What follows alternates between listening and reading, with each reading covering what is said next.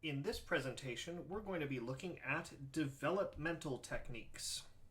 There's a variety of different techniques that we can use for developmental purposes, and most of them are applicable both to a common practice era style as well as styles that are beyond the common practice era, either before or after. We'll be talking about these mostly in the context of common practice era styles, but as I say, we can apply these to contemporary composition as well.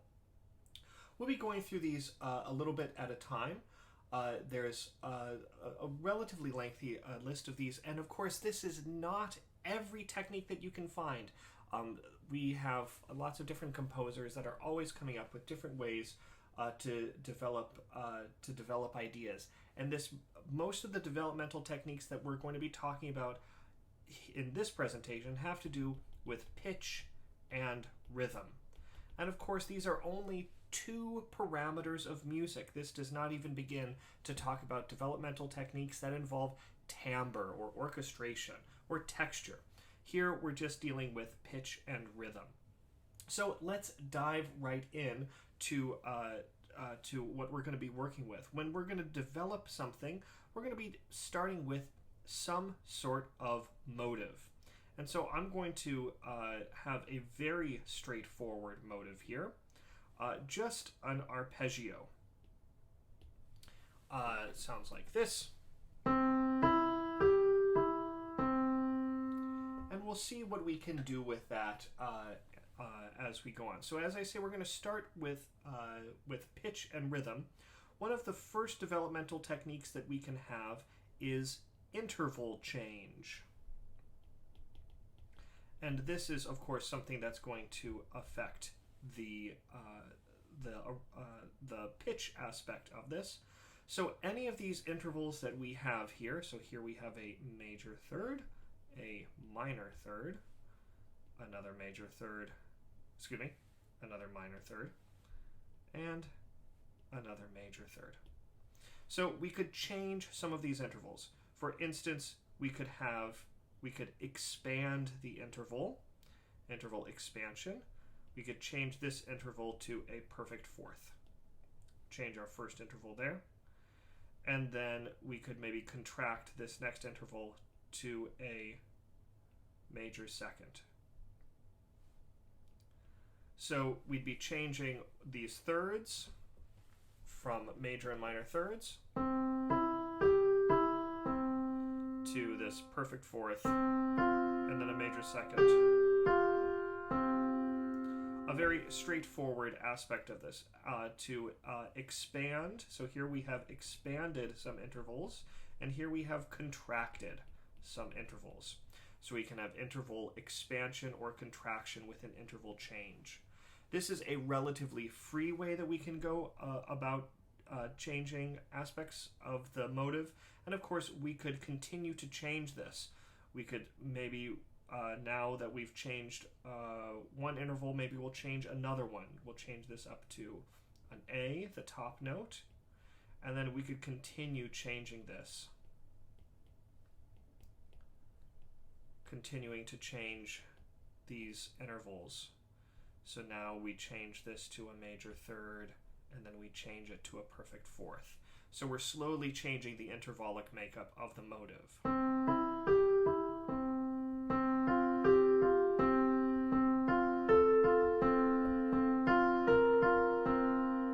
So we can continue to expand and contract different intervals.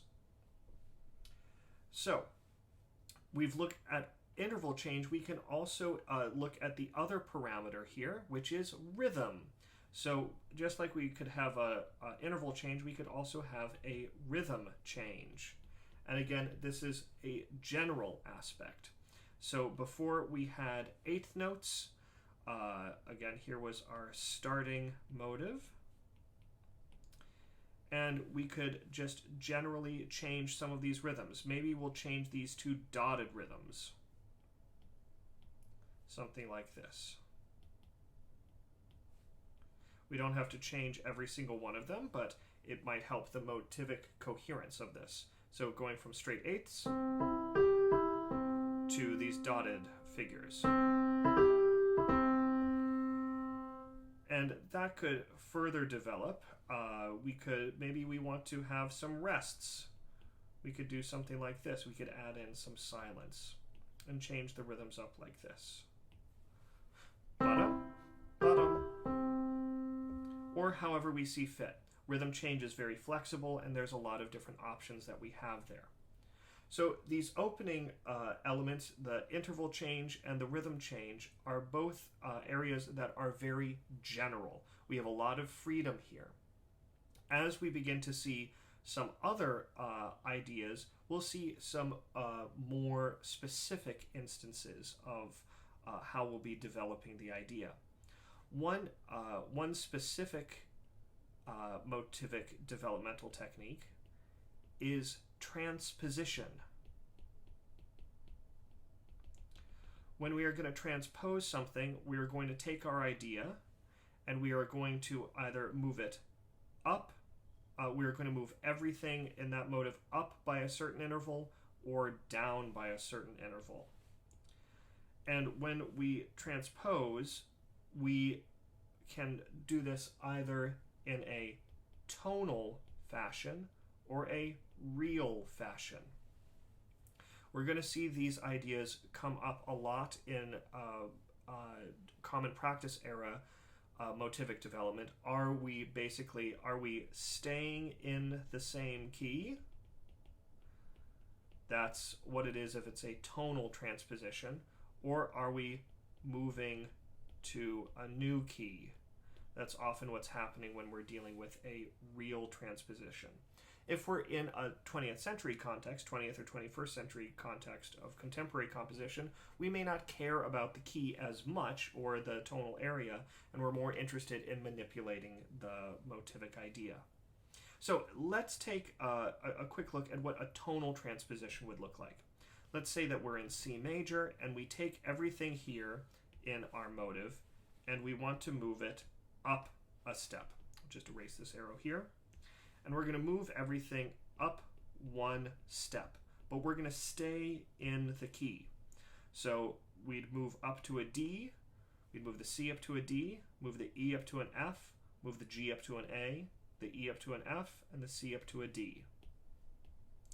So this would be sort of a tonal transposition, also known as a sequence, taking an idea and stating it at a different pitch level. So here we are in C major and we have this arpeggio. We're going to take it and go up one step, but we're going to stay in C major. And we could continue transposing like this or sequencing the idea to our heart's content.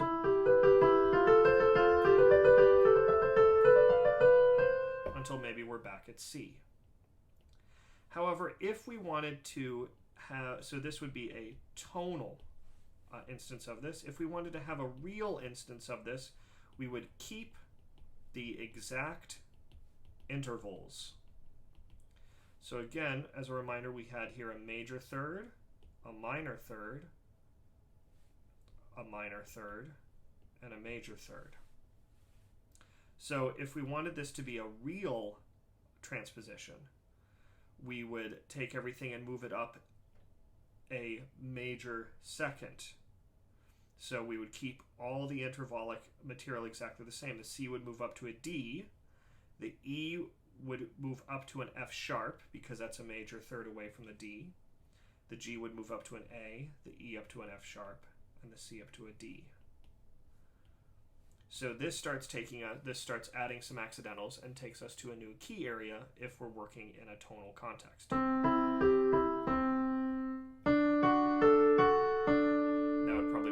Here to G. So we can have a transposition where we state the material at a different pitch level, and we can either have that be tonal, which would keep it in the key area, or real, which would transpose everything exactly by the same interval.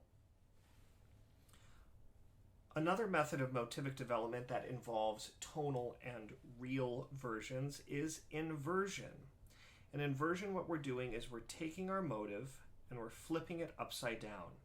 So whereas an interval would have gone up before, we could have it go down instead. Usually an entire phrase is inverted, but we could just have individual parts of the motive be inverted. For now, we're going to invert the entire motive. So we're going to start on the same pitch, and then where we went up before, we would go down. So we went up a major third before, now we're going to go down a major third, and it would become A flat. So that was up a major third, then we went up a minor third, so now we're going to go down a minor third, and that would be F. Then we went, in the original, we went down a major third, so now we're going to go, we went down a minor third, now we're going to go up a minor third. We end by going down a major third, so we go up a major third. So we have the same intervallic makeup, major third, minor third, minor third, major third. But it's just flipped upside down. Before it sounded like this. Now flipped upside down, it sounds like this. Now, as you may have guessed, because we kept the intervallic material the same, just flipped upside down, this was the real version. Again, real versions tend to have accidentals. The tonal version would be if we kept, if we stayed within the same key area. So we could have, we would just stay in C major, assuming we are in C major, and just say we're not going to go down exactly a major third, we're just going to go down a third within the key, and then down a third within the key, up a third, and then up a third. So here's what that sounds like, which makes more sense in C major.